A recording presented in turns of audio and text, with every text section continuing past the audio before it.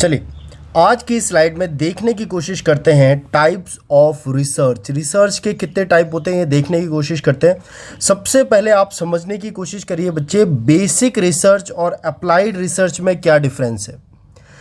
तो एक एग्जाम्पल मानिए कि कभी भी आपके सामने अगर कोई प्रॉब्लम है, कोई ऐसी प्रॉब्लम है जिसका आपको इमीडिएट सल्यूशन चाहिए, अगर उसके लिए आप रिसर्च कर रहे हो सोल्यूशन ढूंढने के लिए, तो उसे कहते हैं अप्लाइड रिसर्च बच्चे।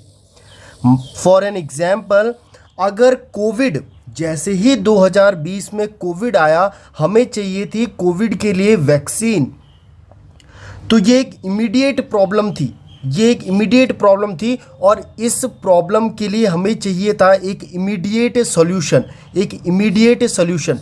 तो कभी भी अगर हमारी लाइफ में या हमारे फील्ड में कोई इमीडिएट प्रॉब्लम आता है जिसके लिए हमें इमीडिएट सॉल्यूशन चाहिए, और उस सॉल्यूशन को पाने के लिए जब हम रिसर्च करते हैं तो उसको कहते हैं अप्लाइड रिसर्च।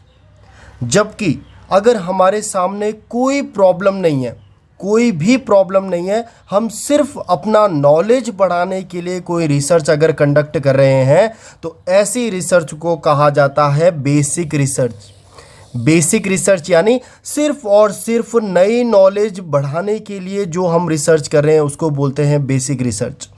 तो अभी तक आपके सामने ये बात क्लियर हुई होगी, अप्लाइड रिसर्च तब करी जाएगी जब हमारे सामने अचानक से कोई प्रॉब्लम आएगी और उसका हमको इमीडिएट सॉल्यूशन चाहिए होगा।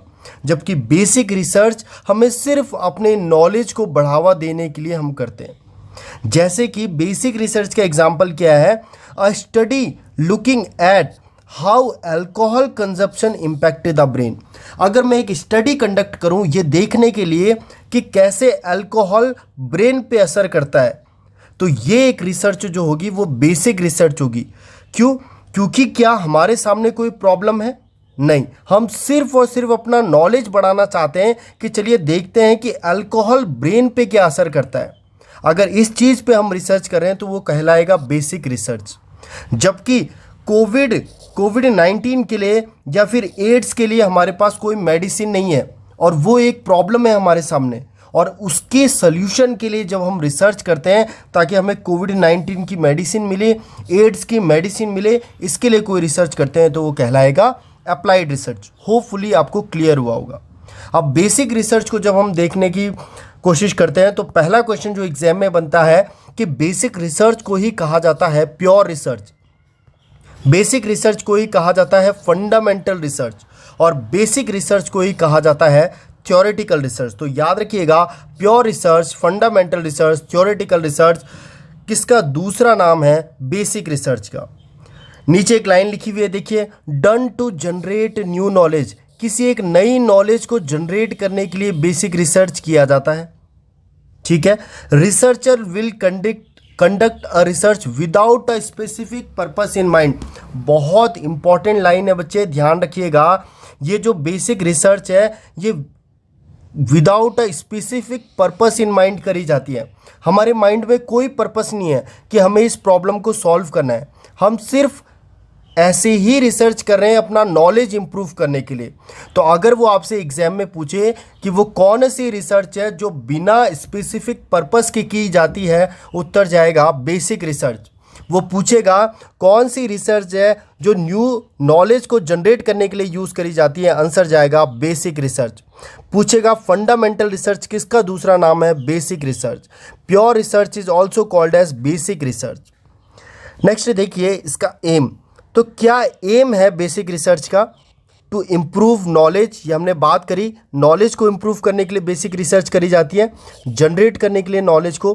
टू इम्प्रूव नॉलेज, अगर हमें पहले से नॉलेज है तो उस नॉलेज को थोड़ा और इम्प्रूव करने के लिए करी जाएगी बेसिक रिसर्च। और थर्ड है टू रिफाइन थ्योरीज। अगर पहले से कोई थ्योरी दी गई है तो उस थ्योरी को और रिफाइन और उसको मॉडिफाई करने के लिए हम बेसिक रिसर्च करेंगे। और ये जो लाइन लिखी हुई है ये आपको समझ में आई होगी, not trying to solve a immediate problem. Basic research कभी भी किसी इमीडिएट प्रॉब्लम को सॉल्व करने की कोशिश नहीं करता है। कौन करता है सॉल्व करने की कोशिश? Applied research. और इसका एग्जाम्पल मैंने क्या बताया, अ study looking at how alcohol consumption impact the brain, कैसे अल्कोहल लेने से ब्रेन पे असर पड़ता है, अगर हम अपने नॉलेज को बढ़ाने के लिए ये रिसर्च करते हैं तो इसे हम कहते हैं बेसिक रिसर्च। चलिए आगे बढ़ते हैं अप्लाइड रिसर्च पे।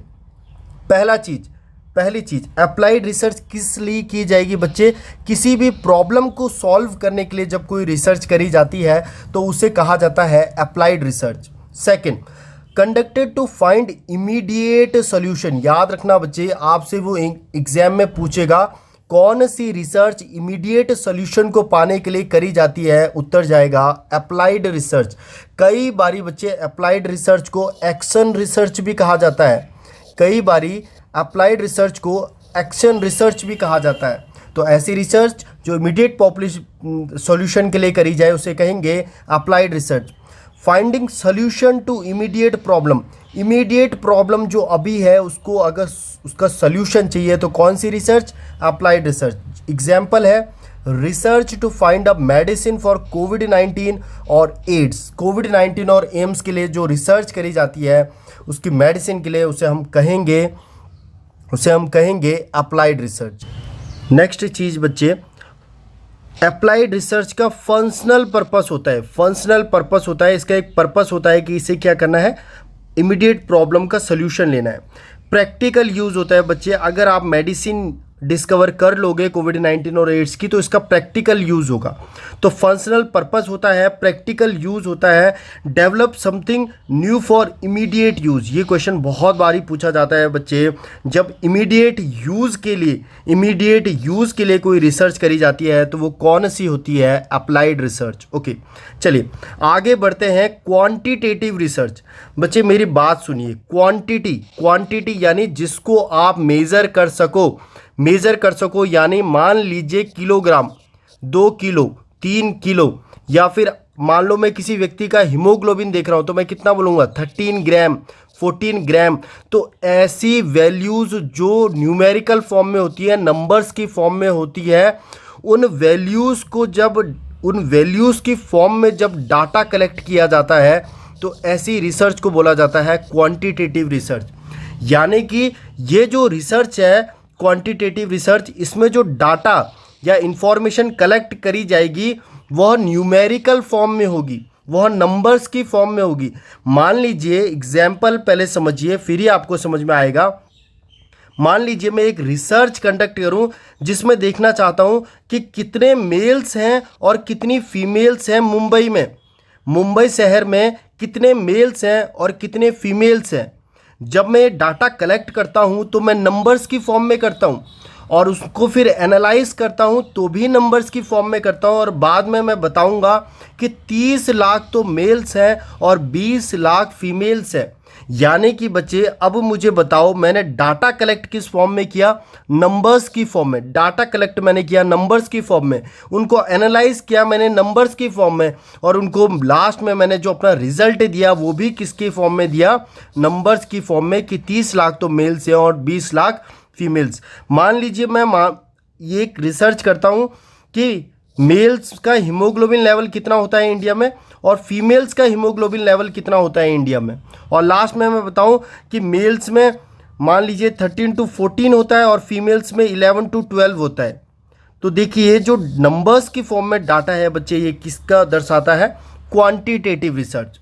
या फिर मेल की हाइट क्या होती है इंडिया में और फीमेल की हाइट एवरेज क्या होती है इंडिया में, ये सारी की सारी चीज़ें नंबर्स के फॉर्म में डाटा कलेक्ट करी जा रही है, तो इन्हें क्या हम कहेंगे? Quantitative research.